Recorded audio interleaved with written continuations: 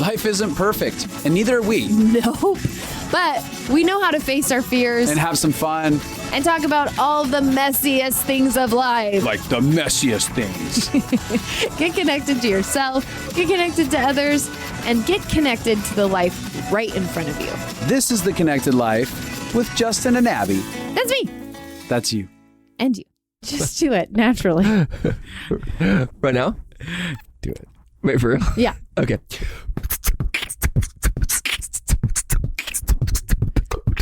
My name is Bryant Ellis, and I'm You here. sound so white. You sound so white. My mouth is dry. But that is some great beatboxing. This is one of our favorite people, Bryant Ellis.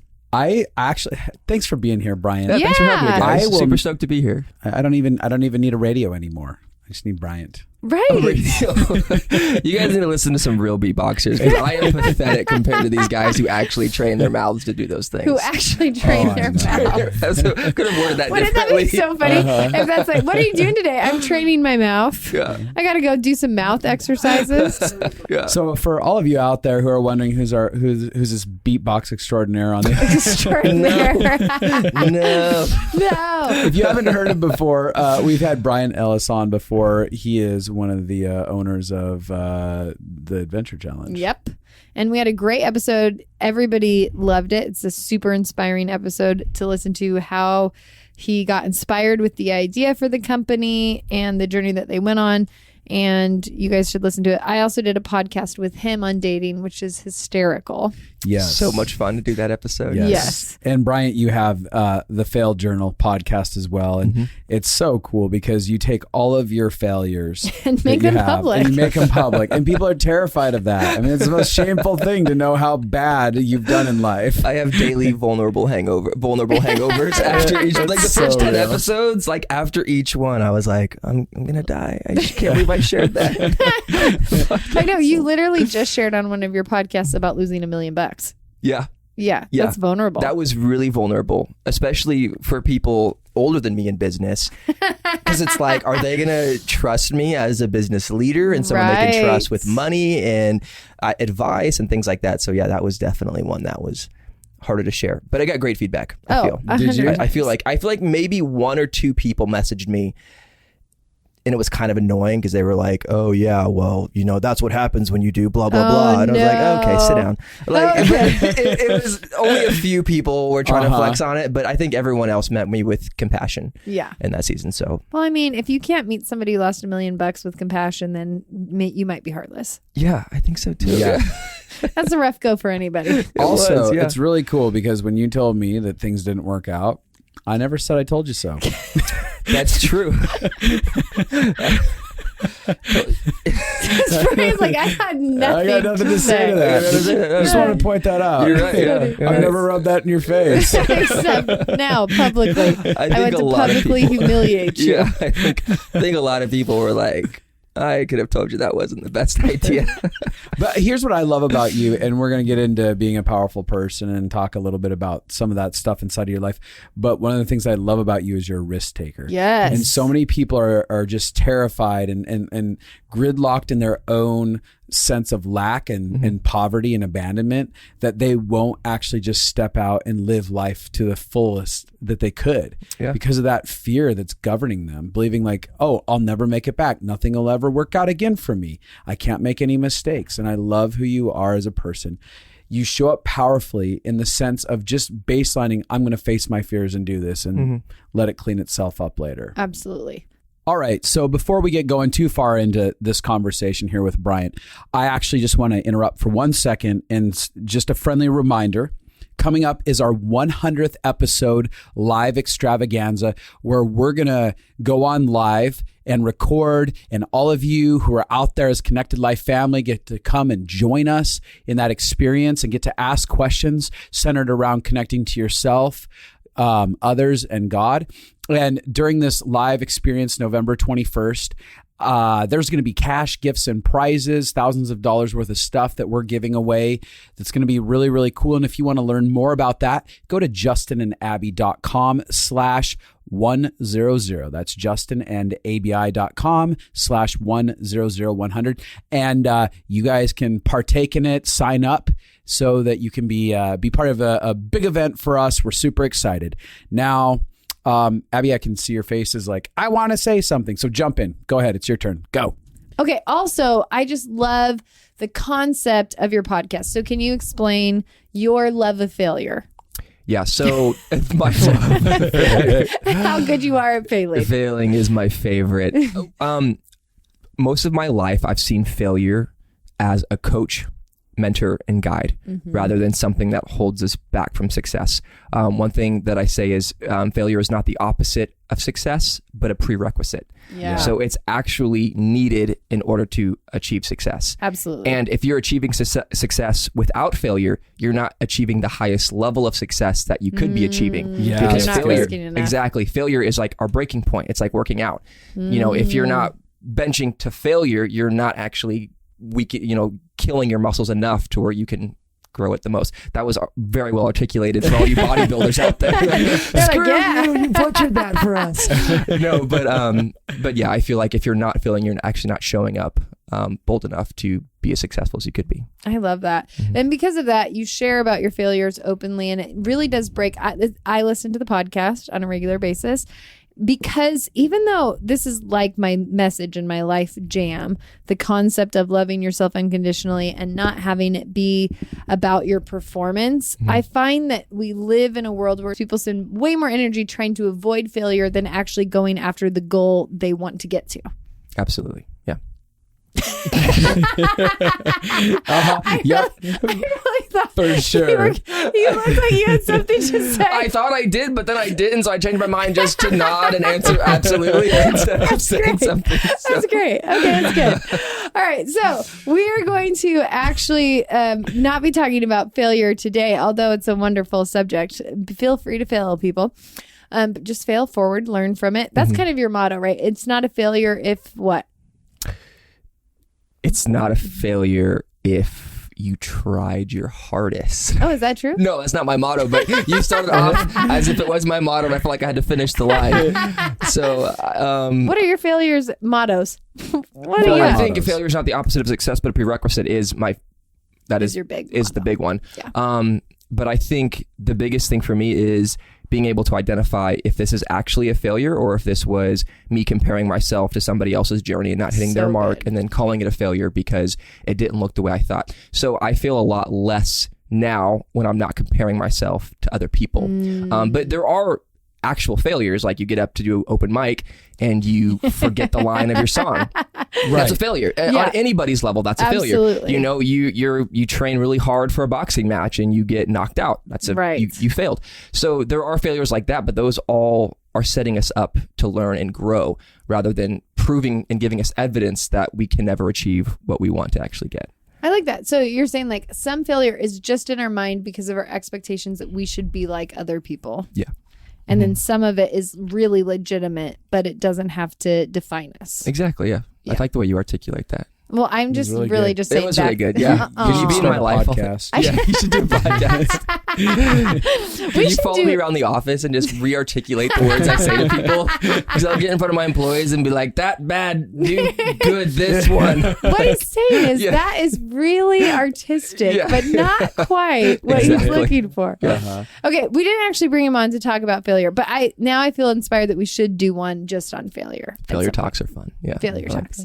But we brought him on to talk about kind of being powerful. One of the things he's great at is you are so creative in how you approach life and how you approach problems. And you have such we can figure this out mentality. You don't get stuck at roadblocks. It's true. And I have found, and actually I was listening to one of your podcasts and I loved it so much. I was like, this is what being powerful looks like. And so many people struggle with victim mentality. And I grew up with victim mentality because I was sick. Victim mentality is like learned helplessness. I learned at a young age that I was powerless to something that felt bigger than me. Like it happens to me and I can't do anything about it. Yeah. And so like sometimes like in your childhood, I think you grew up with learned helplessness, right? Big time. Which was like, describe that. Well, it didn't matter. I mean, there was chaos happening in my household. Parents were unhappy. There was pain and suffering being experienced.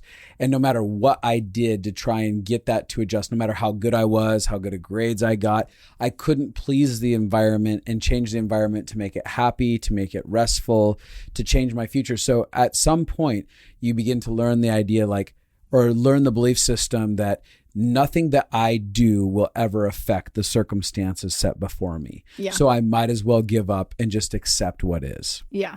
So that's what learned helplessness is. And that is the same mentality that I grew up in. And when me and Justin got married, we ended up getting a book, and it was like this miraculous story how we got this book. And basically the whole book is like a self-help book, basically.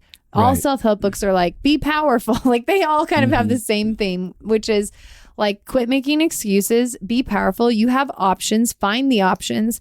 And for me, it began this process of having to rewire. And I just don't think you can get emotionally healthy without becoming powerful. And I've seen counselors before for years where they're very like coddly and they like give you tons of compassion, like don't compare yourself and love yourself no matter what you do. But there isn't. Counselor, stop coddling.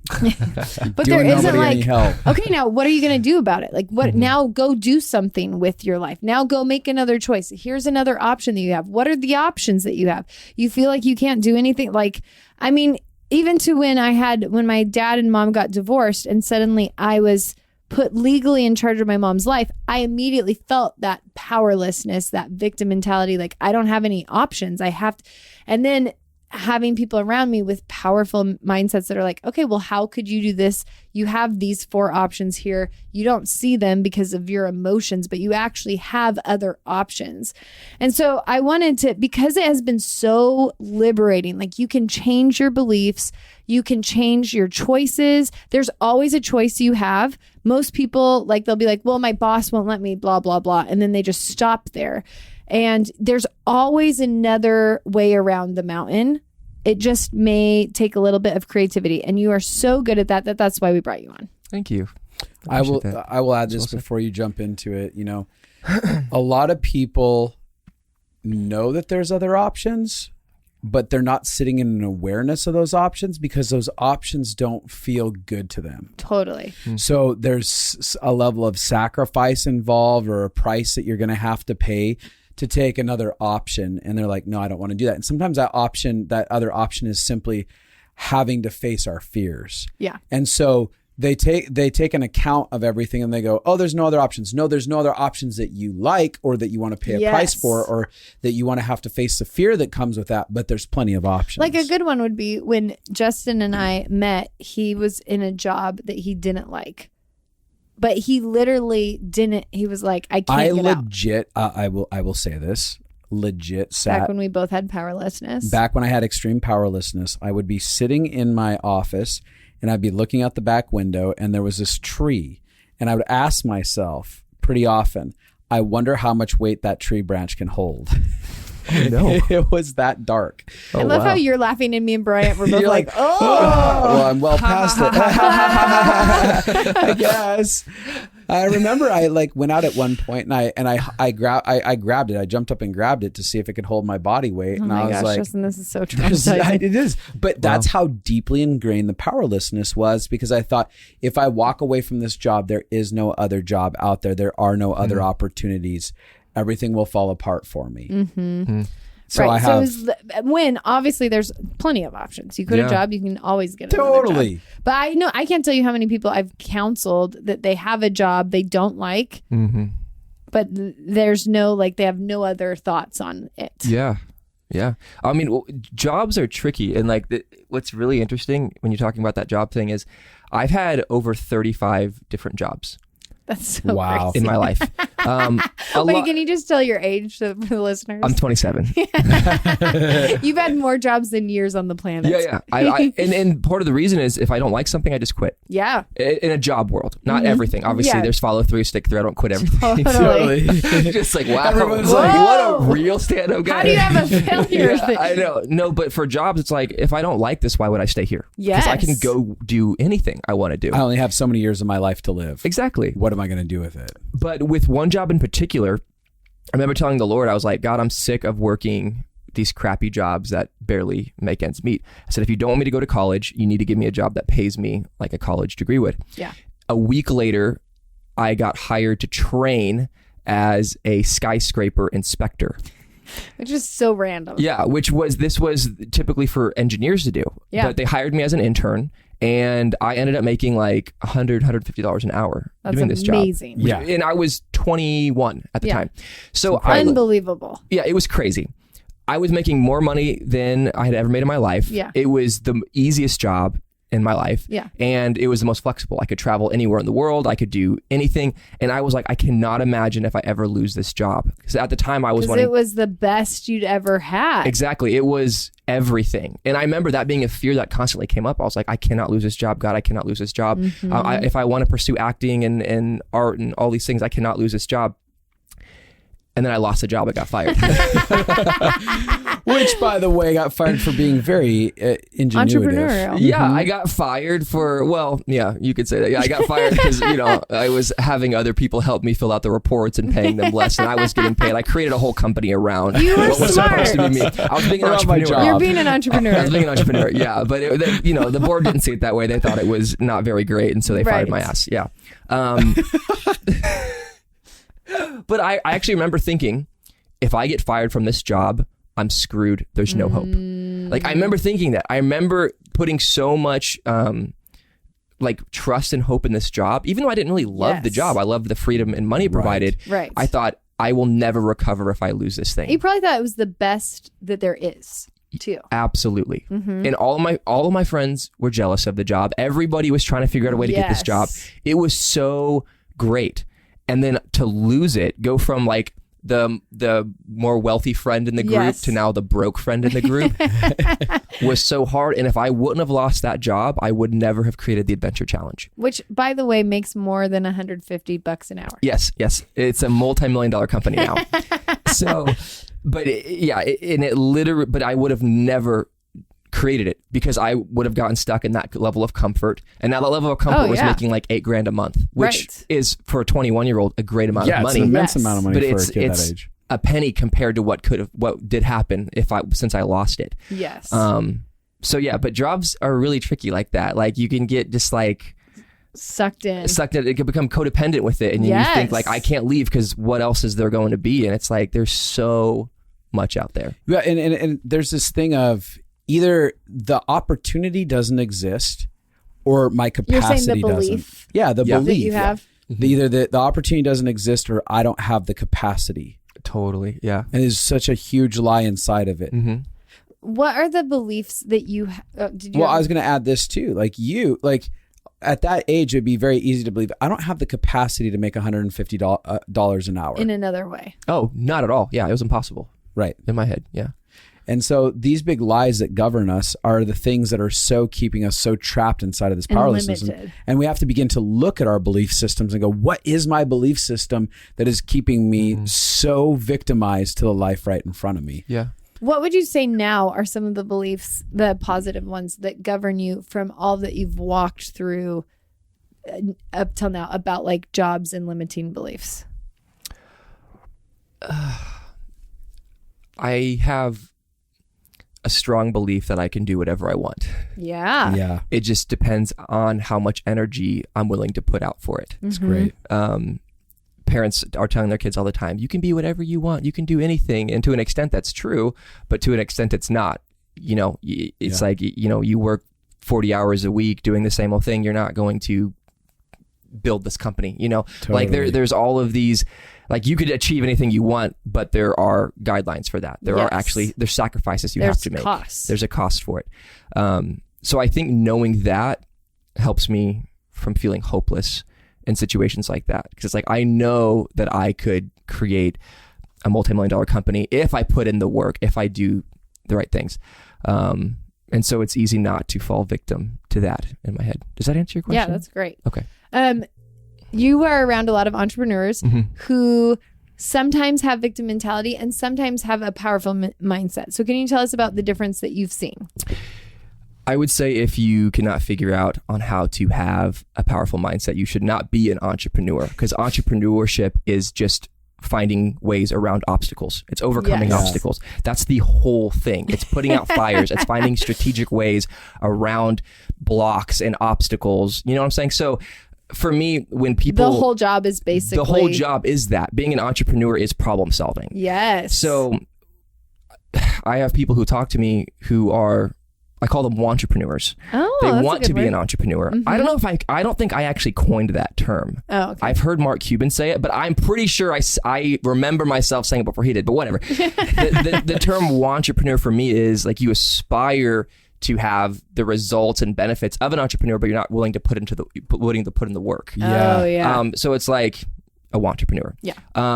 And so people will come and be like, hey, I have this product I want to make. How do I make it? I'm like, I'm an entrepreneur. It's like, well, if you're an entrepreneur, you wouldn't be asking me. First of all, Google exists. Like, for me, it blows my mind when people, and I'm okay with people asking me stupid questions. I love asking stupid questions, and there's no such thing as a really stupid question. But when people, but there are stupid questions. Well, there's questions that right there. There's questions that reveal that you're actually not willing to put in the work needed to make this successful. Yes. That's right. So when someone comes to me and I'm saying, hey, what's happening with your project that you wanted to build a few months ago? Like, where are you? And they're like, I don't know how to get a prototype. And I'm like, go work for somebody. I'm like, you should not be an entrepreneur, because you can literally Google how to make a prototype, and then you draw it on a piece of paper, and then you build it with cardboard, and then you send it to a friend who knows AutoCAD, and then you can take steps. There's always steps you can take. Where they get caught up is they're looking 10 doors down, saying, how am I going to get this to the consumer's hand, fully packaged, operating, and ready to work, instead of, how do I make something to show a manufacturer what I want to make? Right. So it's like, when you're looking 10 doors down, it discourages you from taking the first few steps. Yeah. And the crazy thing about entrepreneurship is, when you find a way to get through door number 1, door number 2 finds a way to open itself. 1,000%. It's a rule in the universe. It's a universal law. It's a universal law. That's the right word. Yes. Yeah, it's true. Like, people want to figure out step 10 and they feel stuck and trapped and they can't get there. Mm-hmm.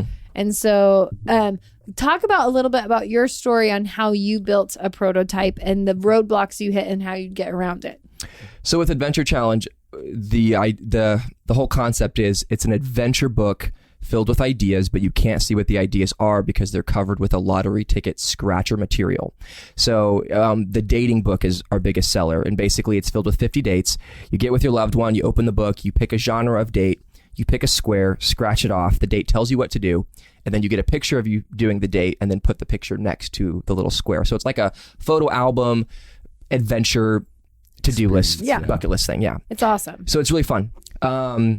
So that was the idea I had. And so I was Googling it to see if it had been created before. It didn't exist. Nothing closely resembled what I wanted to make. Yeah.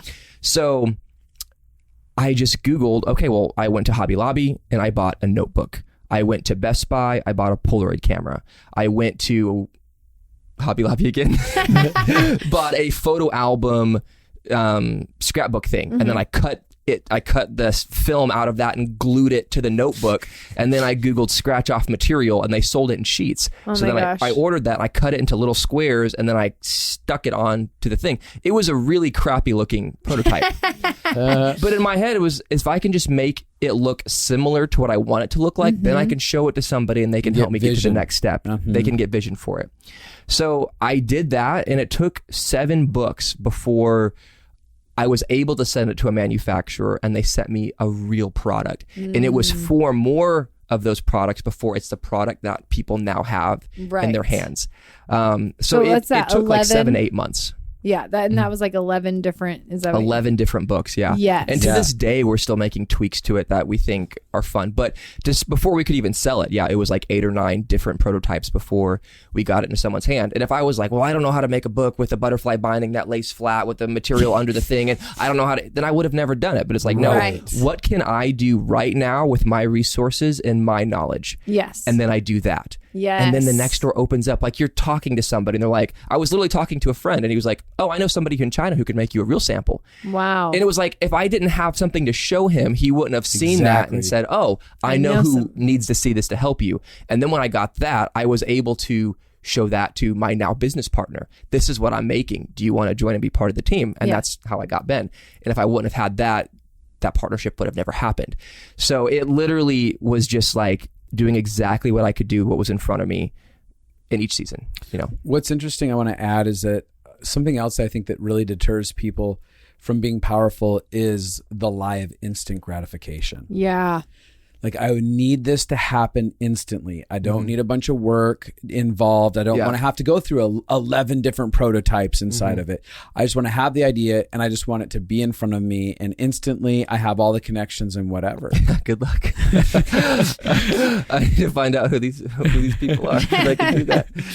And so very quickly, when they don't have that instant response, like, oh, I did one book and it didn't feel like it worked out and it didn't make sense to a couple people, whatever, I give up. This is pointless. And they hit hopelessness super fast because their expectations of how and when something has to happen is actually governing their ability to stick long-term in with something. I think it's interesting if success was that easy. Like, you just have an idea and you just throw it in and it just turns into something, you would not be able to train and help other people to get to your level. No. And you wouldn't be able to know how to sustain it, because in every process and every part of the journey of creating this thing was a wealth of education. Absolutely. To where now, if I were to lose the Adventure Challenge and it would all go away, I would know step by step on how to start something else. Yeah. Instead of it just being a lucky toss. You know what I'm saying? Totally. It's kind of like the people who go on like The Voice or American Idol and they win. And then 5 years later, nobody's ever heard from them. Right. Because they were given a platform without the actual discipline and the work. Yeah. So they didn't practice building and developing something to where, oh, now they have a platform, they know how to use it. It's just, here's a platform, and then it goes away and then they disappear. Totally. So what do you like, what can people expect when they hit roadblocks? How do you rally to not get stuck and shut down by them in your life? Right. I think there's always a solution. I've never been that person who just sits there and has a pity party because he couldn't figure it out. My brain's always working to figure out a way around why this isn't possible. And I know that can be one of my biggest frustrations when I work with people, is being like, hey, this is what I want. Let's make this happen. And they come to me and say, oh, we can't do this. Why? Because of this. Well, how do we go around that? Well, you can't. Yeah, you can. What about this, this, this, or this? And they're like, oh, I guess you could do that. And it's like, think outside of the box. We follow like these linear paths of what we think is the way it's supposed to be. And it's like, no, you have to go off that path as an entrepreneur and think completely differently sometimes. Yes. And so honestly, if I'm hitting a roadblock and I'm having a hard time coming up with a solution, sometimes I'll put myself in a completely different environment that will stimulate new ideas. So like right now I'm writing a book, and if I'm dedicated to finishing a chapter and I hit a roadblock, sometimes I'll go to the river, or I'll go to theory, or go to some place that has different visuals that'll just maybe stimulate different ideas of things like that. So I don't know. I think for me, it's just, there's always an answer. So your brain naturally has the belief system. There's always a solution. There's always an answer. Yeah. I just don't see a situation in which there is not an answer to this problem. Did you grow up like, is that from childhood that you had a belief of that? Maybe. Actually, now that I just had this memory come back to me, I remember my dad saying, we'll figure it out. A lot as a kid. Yeah. I actually remember being like, Dad, I can't do this. We'll figure it out. It's like, that's something my dad did too. Really? You had the opposite response, or did you have the same? Well, it's interesting because there was the element of I have two combating experiences inside of my soul. Yeah. One is a learned powerlessness that I'm well over. Yeah, like no one will help me. Right. But also, my dad was always like, just figure it out. I mean, figure it out. You got this. Figure it out. Yeah. And so there's another part of me that rises up and goes, like, I can YouTube this. I can figure it out. Yep. And so I become very, very You're like, I can figure out how to fix the refrigerator. Mm-hmm. Yeah. Yeah. Anything like that. And I'm really quick to being able to do it. And it's really helpful to hear like, okay, I just have to figure it out. Yeah. And I had 5 siblings, so I think a lot of my brain power was spent trying to figure out how to get out of trouble when I got into trouble. I was like, how can I get away with this without getting grounded for a week? And so, yeah, I think that's what grew a lot of my problem-solving creativity. Did you learn from what did you learn from your parents about entrepreneuring? Yeah, I think so. I think there's a difference. Well, there is a big difference between entrepreneurship and freelance. Okay. So it's creating something to where you're trading your hours for dollars, but you still work for yourself, which some people should do, and that's a great way of life. And then entrepreneurship is building businesses that make you money when you're not even working. Yeah, it pays you in your sleep. That's my favorite type of business. Is entrepreneurship is actually creating, so I can sleep and I can travel and I can jump out of airplanes and I can do all the fun things of life and not have to worry about work. I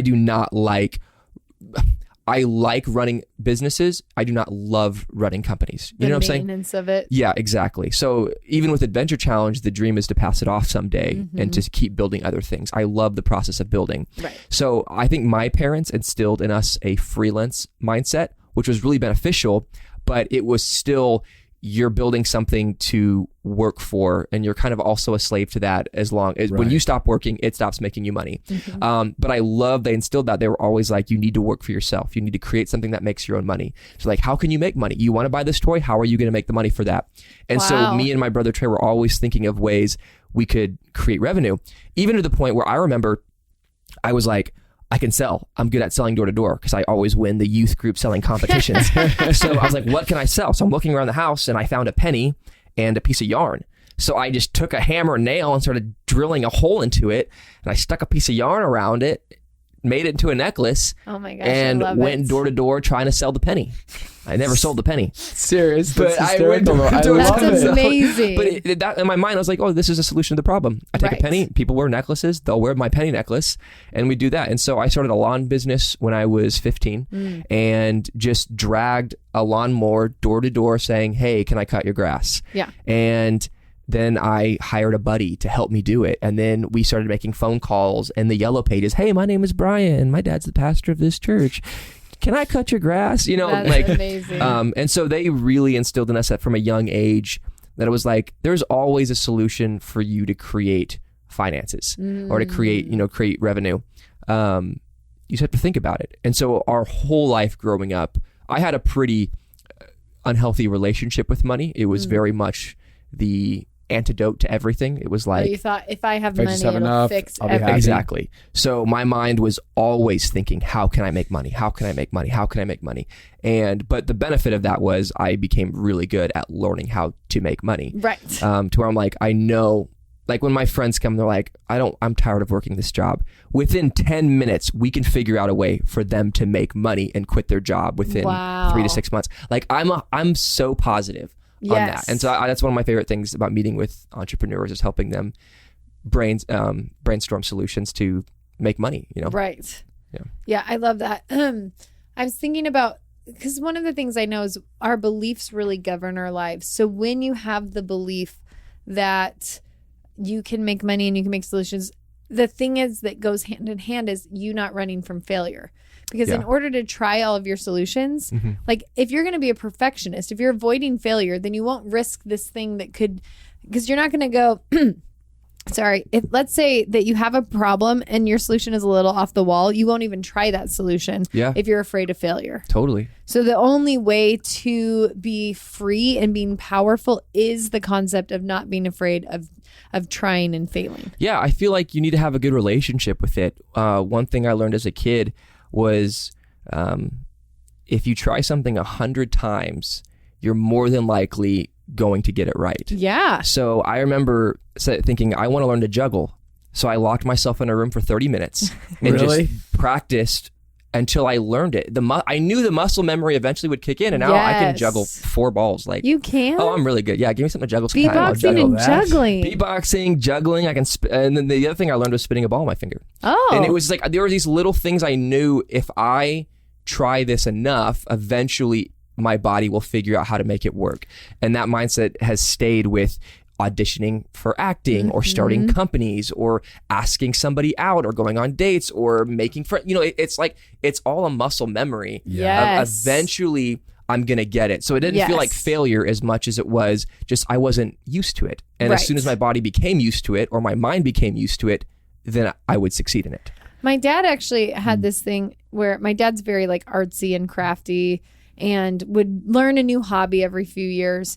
And so maybe it was like one time he was into whittling wood and one time he was into like cutting wood whittler silhouettes and he's done all these things. And he basically, in the beginning of any hobby that he'd try, if he failed, he'd be like, oh yeah, great.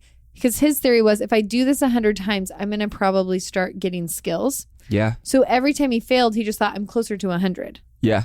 So he never was upset at it or the process. And that actually really helped me in my life in growing with patience and the concept of one of the ways to have a powerful mentality is to believe that you can learn and grow skills. Mm-hmm. So I grew up believing you either have a skill or you don't, basically. Gotcha. Yeah. Like you're either born thinking like an entrepreneur or you're not. You're either born somebody that is a good communicator or you're not. You're either, and so I really believed that I just like missed out on a lot of the cool gifts that existed on the world and that there was no hope for me. And it was such a dramatic shift in my life when I started to see like, oh, anything I want to be good at, I can just practice. Yeah. I may never be like Michael Jordan good at basketball, but if I wanted to be good at basketball, I could practice and I'd be much better than I am now. There's so much that you can do if you actually put effort into it. And I think people get so defeated that they don't put effort in long enough to where they actually get to see the payoff of the effort. Absolutely. I want to add this. For me, I believe the lie that I couldn't learn. Like I couldn't learn well. I should already have it because there's a lot of pressure put on me to already have to know things well beyond my capacity. And so like, it's so funny. I think I might've said this on the podcast before, but the first year we got married, I started my G.I. Joe collecting. And there was I love that about you.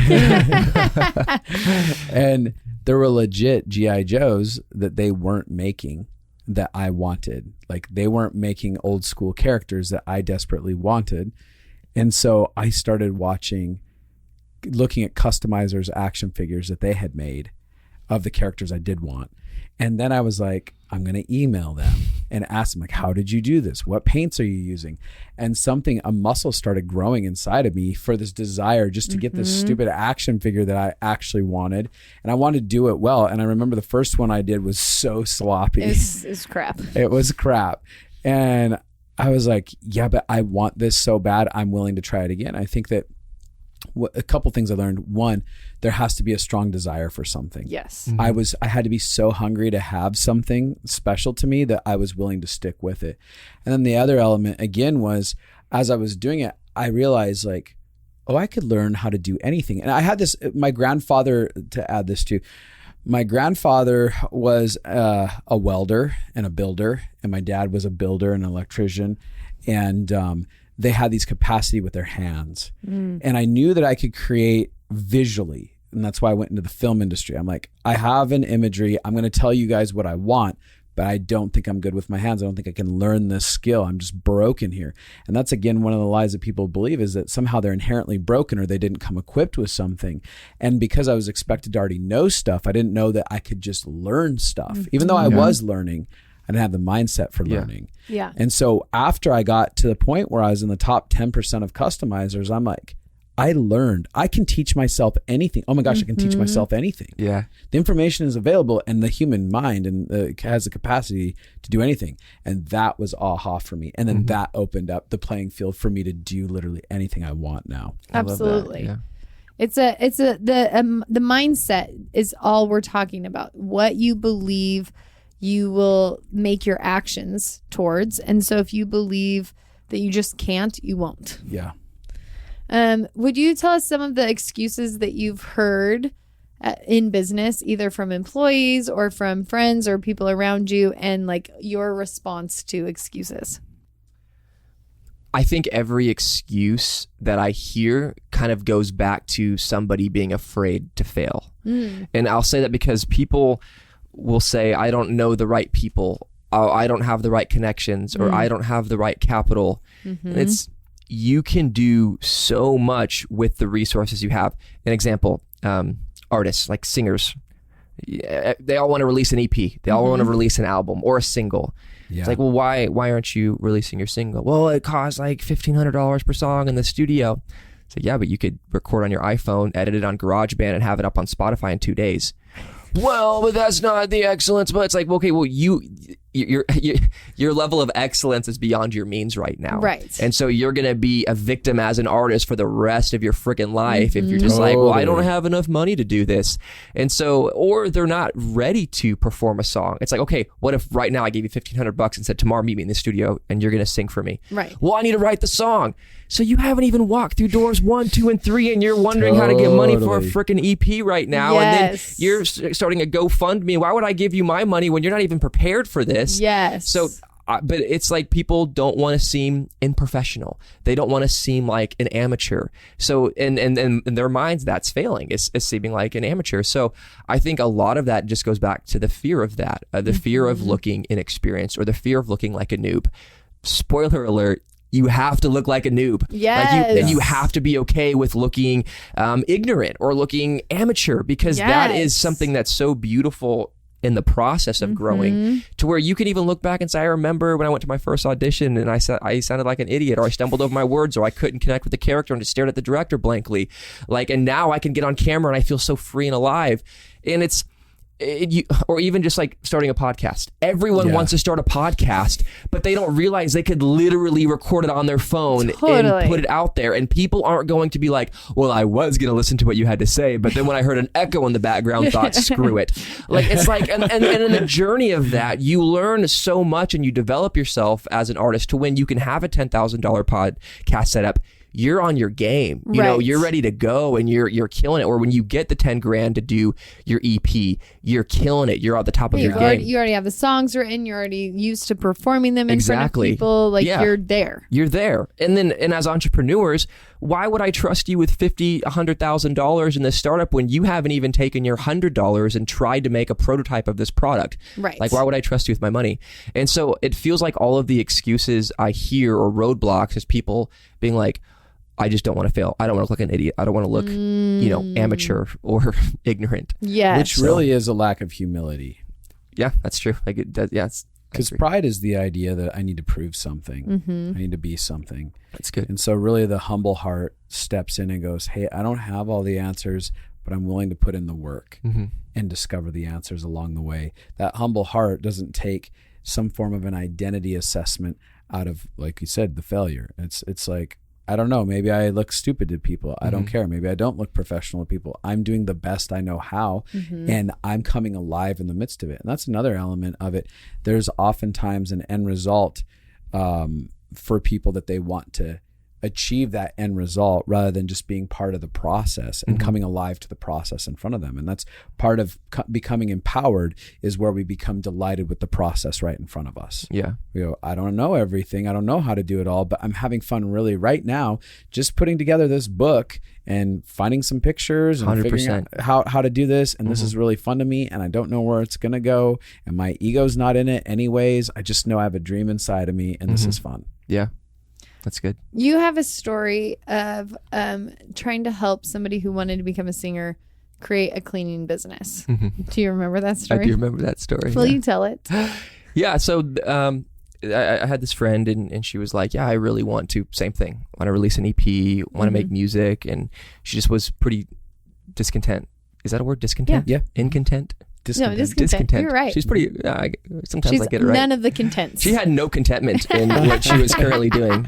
And she was just cleaning houses. Yeah. You know, and so we were talking one day and she's like, I'm so sick of cleaning houses. I want to be singing and performing and I want to make a living doing that.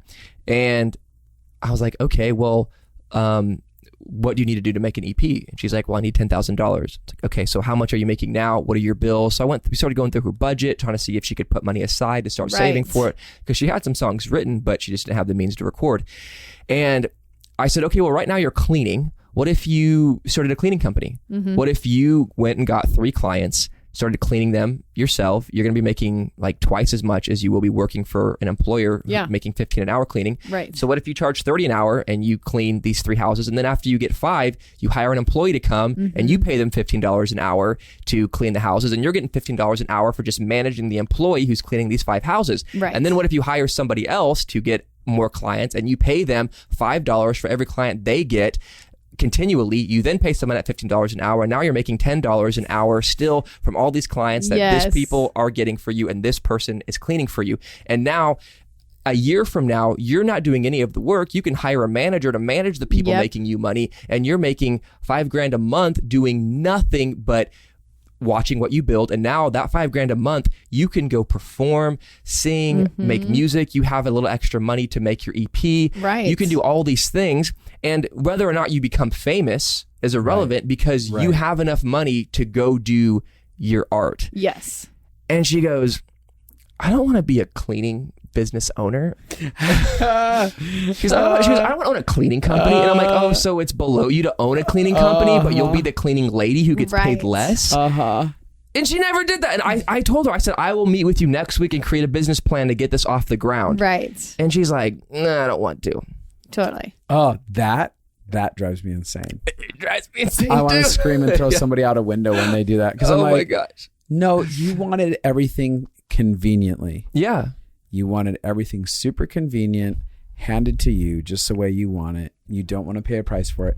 And the truth is, at the end of the day, the character and maturity of somebody who would get stuff handed to them does not create longevity. No, and it's the lottery ticket mindset. It's the American Idol mindset, America's Got Talent mindset. It's that instant. It's that instant. It's gonna happen.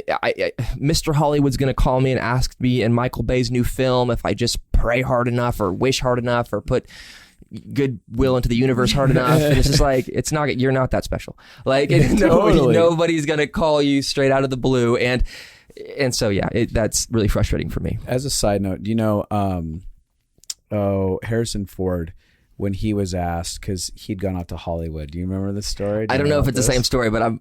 you got one? I'll hear. I'm curious. Harrison Ford had been working in Hollywood, and he had a bunch of friends that had gone out with him there, and they'd slowly all ended up leaving Hollywood. I may butcher the story a little bit, but then all of a sudden things hit and worked out for him, and he was discovered. He was building sets. He wasn't even at that point at any form of an audition. He was just building a set, and he was asked to perform in an audition for the role of Han Solo. And they asked him, what's the difference between you and the people who didn't make it? And he's like, oh, I didn't give up. Yeah. I just kept pushing along. And it was like he was willing to sit there and just build sets so that he could be in the environment and keep doing whatever he had to get to what he wanted. And I love that story. Did you know a different version of it? Okay, well, I thought you said Henry Ford. Oh, well, tell us about Henry Ford. No, it's Henry. Completely irrelevant to this whole conversation. Okay. It's if we talk about the education system, then we'll talk about that story. Henry but Ford. different day. Yeah. That's funny. Yeah, I think that there's just this, and if you're listening, this is kind of the thing we want to emphasize is you have the power to do what's in front of you. There's always options in front of you, and there's always a next step that you can pursue and that you can push forward and that you can think around. Bryant, you have a great example, the definition of failing and losing. Would you share that? I'm going to butcher it. Yeah. So for me, there's a huge difference between people who fail and people who lose. Failing is I came completely prepared with everything I know, and I showed up and I still missed the mark. Right. Losing is I just showed up unprepared, swang, and I missed. Good. And so, and there's you don't learn from losing. No. It's just reinforcing that you can't win. Right. But with failing, you learn from that. Well, I showed up the best I knew how, yet it didn't work. Why didn't it work? Well, I think I didn't have my accent prepared enough, or I think I should have written a little bit more on this, or I should have practiced in front of the mirror before. You actually have something to take away from that. When you show up unprepared, it's like, well, bleh, and you just vomit it out there. And it's like, and people do that all the time. I see them show up to these opportunities, and there's like an open mic for stand-up comedy. I use open mic a lot because it's just a great arena for failure. Yeah. I love that. But all these comedians were given the opportunity to come up and do 5 minutes of stand-up comedy, and this one person gets up and just butchers it. And it wasn't just none of this person's jokes landed. It was this person 5 minutes before getting on stage wrote her jokes on a napkin and performed them, and they fell flat. Oh man. And I was talking to a friend afterwards, and she's like, oh, I felt so bad for this person but good for them for taking the risk. And I said, good for them. They did not prepare. Totally. This person showed up and made a joke out of everything that people are trying to take seriously and giving their whole heart and passion to. And you're going to show up and 5 minutes before throw something together and hope it works. You did not fail. You lost in that situation. Come on. But yeah, so that to me is a big difference in the work environment and people that I do life with. It's like I have a lot of compassion and grace when people show up and fail. I have a lot less compassion when people show up and lose. That's really, really good. This is good stuff. I know that in this season, there's a world of people like America, other countries. We'll just talk to America though. But I mean, universally, lives have been being turned upside down for a lot of people. And they're having experiences potentially where they're asking themselves, am I a failure? Did this just happen to me? Corona happened, lost jobs, lost businesses and stuff like that. What do you have to say to some of those people out there as advice as they're going through this journey? I think this is 2020 just sucked on so many levels. There's a lot of silver linings behind 2020. Obviously, I think what's really cool about it is a lot of people had to learn to adapt, especially in the business world. People had to adapt from, brick and mortar shop to e-commerce, and then they tripled their sales this year because they actually had to learn online marketing. Right, that they were scared of doing or didn't want to do or didn't. Exactly. So for me, this is, obviously the deaths, the sickness, all the stuff that's happened, that sucks. But I also think the shutdown, the quarantining is a great opportunity to think, how can I think outside of the box and do something differently? If you're not currently living in the success that you want, maybe you should try something different. Yeah. And with being quarantined and all the stuff that's happening, it's given you the perfect opportunity to go, okay, now I have to pivot. Right. Or I can be a victim and stay at home and cry about this. Or I can learn to pivot and maybe something beautiful comes from this. Yeah. What would you say to people who avoid change? Like they're just run from it. I hope you don't plan on accomplishing your dreams. I don't know. Is that too harsh? I hope you're not a big dreamer. I don't know. Great. I don't know what I don't know, like great. a motivating word to say. No, you be as intense as you want. You rant away. Yeah. Because there are people, and the reason I ask that is because at the core of it, even this, as we're talking about the pandemic in 2020, and like a lot of it, people were in limited places in life already that they didn't even realize there was limitation on their stuff until this hit, and it caused them to reevaluate, like, how am I doing my business? I have to, because I have to sink or swim. It was just cozy enough for them that they didn't have to adapt to change, because change wasn't at their doorstep, kicking the door down, being like, get your ass out here. We're going to change right now. And so now they're being confronted with change. And some of those people out there, like I'm talking to some of you people who hate change, you need to begin to adopt change as part of your human condition. Like the normal status quo is not enough if you want to live a vibrantly, fully lived life. Yeah. Change has to be like a best friend. It's interesting because in creating the books, The Adventure Challenge, one of my biggest things was I want people to get out of the ruts of the everyday life and doing the same thing over and over again, because it's proven that when you are experiencing novelty, like a certain part of your brain lights up that only lights up when you're experiencing that.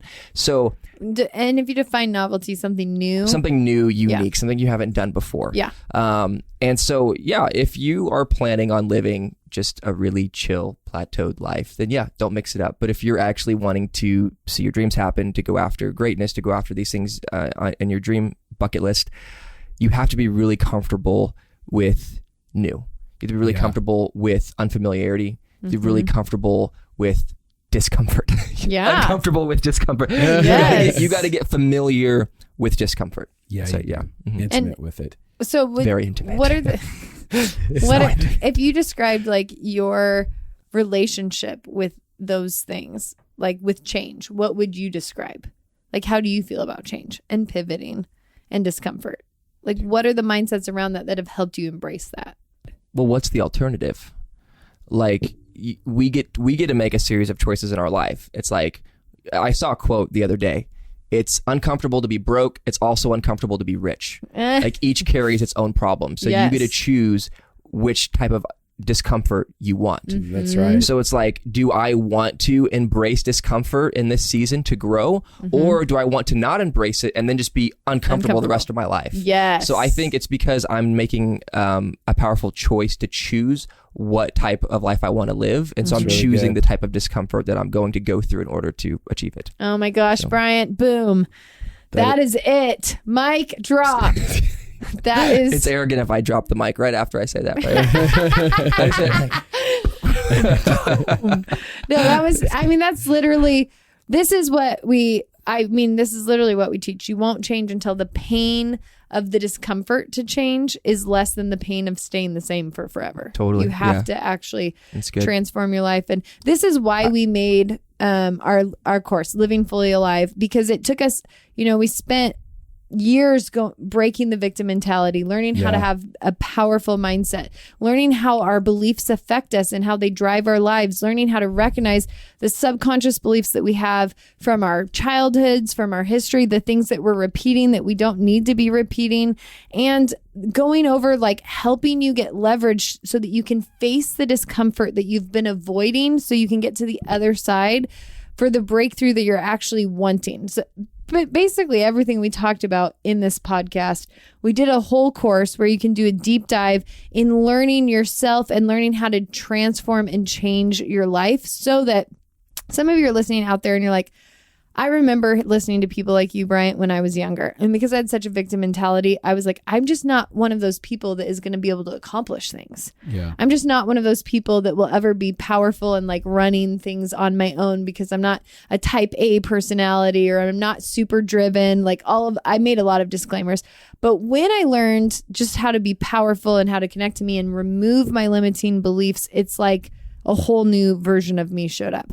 So we're running it. It's, in 2021, because this is 2020. January 6, 2021 it starts, but signups happen well before that. They're happening right now, and you can get in on early bird enrollment prior to like November, I think 15th is where early bird enrollment ends, and save $100 on that at justinabbey.com. Yeah, and we started a new immersion program this year, which I'm so excited about. Where you can actually watch people get consulted live and also possibly get consulted live. And that's a weekly thing that they'll experience, and as well as community heart sync, where you can get on and talk about what's going on inside of your world and hear from other community members what's happening for them, so that you don't just feel like you're just floundering around in this, but you can actually build a long-term community with other like-minded people that you feel known by and they feel known by you. And you also get a mentor, a personal coach who's going to help you through the program, who's going to push your buttons, who's going to challenge you, who's going to confront you, and who's going to make sure that you're actually doing it. Yeah. It's wonderful. It's great accountability. You get to get a certificate if you do that. So, and if you've done LFA before, we've had so many people who've done it both years who want to do it again already. Yeah, I know. We've gotten so many emails, which I think is the sign of a great program. Yeah. When people want to come back year after year after year to redo it because it brought them so much life. Yeah, it's so good. Bryant, how can people find out more about you? They can follow me on social media, Bryant Ellis, but also ELLIS. ELLIS, Bryant Ellis. Also, my podcast, The Fail Journal, They'll love is it. on every platform. So that's how they can find me. And they can buy an adventure book. Yeah, you go to theadventurechallenge.com and buy our adventure books. Yeah, they're so fun. Yeah, I love them. Also, like, I help make ideas for them. You do, yeah. Like, Yeah. Abby comes in and helps brainstorm some of the dates and adventures and stuff. It's great. Yeah. So a couple hours out of the week, she gets out of my hair that I don't have.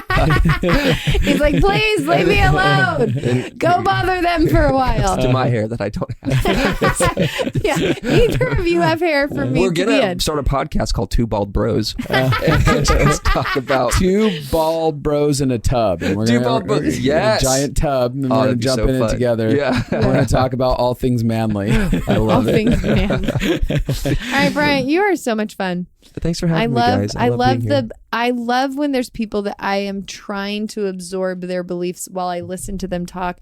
I want to hear their worldview and their perspective because I want it to influence me, and you are one of those people. Appreciate it. Yeah. You guys both inspire me tremendously. So thanks for having me on your show. Thanks, buddy. Yeah. All right, everybody. Peace out. Bye.